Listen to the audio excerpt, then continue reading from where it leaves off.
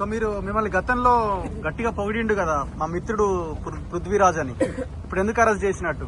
అంటే కారణం విశ్వాస నేను ఒక పదం పెద్ద పదం వాడదలుచుకున్నా. తెలంగాణ ప్రజలకు విశ్వసించిర్రాయనే విశ్వాస ఘాతకునిగా మిగిలిపోయిండు. గొప్పగా పొగిడిండు, అది వేరు విషయం. అది వ్యక్తిగతకు సంబంధించినటువంటి, నేను కూడా పొగుడుతా ఆయనను వ్యక్తిగతంగా. కానీ రాజకీయంగా ఆయనకు నాకు మొదటి నుంచి నడుస్తూనే ఉన్నది. ఆయన రెండు కళ్ళ సిద్ధాంతము. ఆయన చంద్రబాబు వెంబడి తిరిగిండు, నేను ఇక్కడ ప్రజల ఆకాంక్షల గురించి నేను తిరిగిన. ఇక్కడ ఆత్మహత్యలు జరుగుతుంటే మేము గుండె కద్దుకొని హక్కున చేసుకున్నాం వాళ్ళను.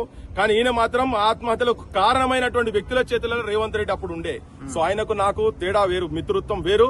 సమాజం గురించి, తెలంగాణ ఆత్మగౌరవం గురించి జరిగేటువంటి పోరాటాలు వేరు.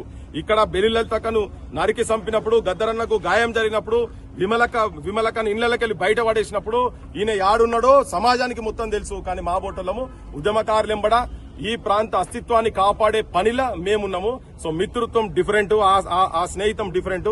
కానీ ఇక్కడికి వచ్చినప్పుడు ఆయనే తెలంగాణ పక్షపాతి మాత్రం కాదు, మేము తెలంగాణ పక్షపాతులము. ఆయన కేవలం అధికారం కావాలి, పైసలు కావాలి, దందాలు కావాలి. ఇలా నా బోటోలోనే నువ్వు అరెస్ట్ చేయించగలిగినావు అంటే నీకు నిన్న డీజీపీని కలిసిన తర్వాతనే ఇవన్నీ పరిణామాలు స్టార్ట్ అయినాయి.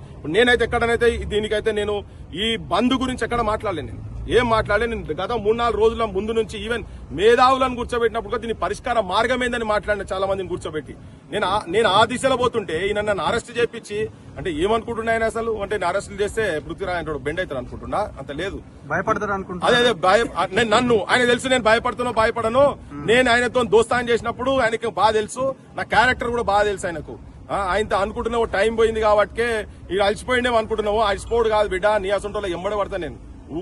ఊకునే సమస్యనే లేదు. నిన్ను చక్కగానే చేస్తాం, లేకపోతే నిన్ను గద్దె దించుతాం. ఈ రెండిట్లో ఏదో ఒకటి జరుగుతుంది. చూడు, అది పక్కా జరగబోతున్నది.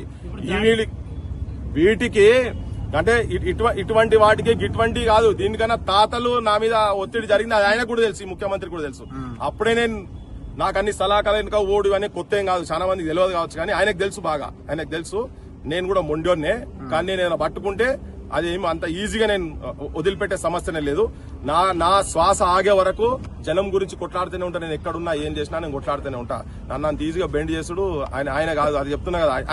ఆయన గురువు చంద్రబాబుతోనే కాదు.